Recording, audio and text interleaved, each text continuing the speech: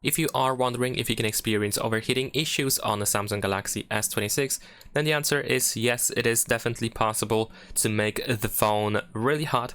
In my case, I managed to get 45 degrees Celsius, which of course makes the phone really difficult to use, even due to the temperature of the phone itself, rather than some issues with the performance, for example.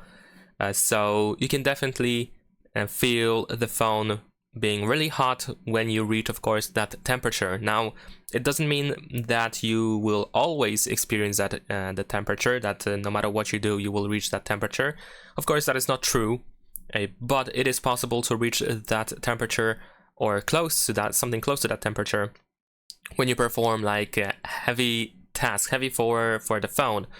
So, for example, like playing games for some time, maybe using camera for a longer time, or, for example, performing a benchmark. Of course, these things are demanding for the phone and they cause the higher temperature.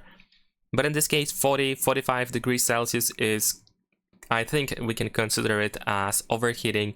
Of course, in the future, there might be an update or updates that may improve the temperature on the device. Maybe the phone can be optimized in a slightly better way so that it won't get as hot as it does right now. So you have to keep that in mind. But right now, I would say that yes, it is definitely possible to experience some heating issues with the phone. And that is pretty much it. Leave a like and subscribe.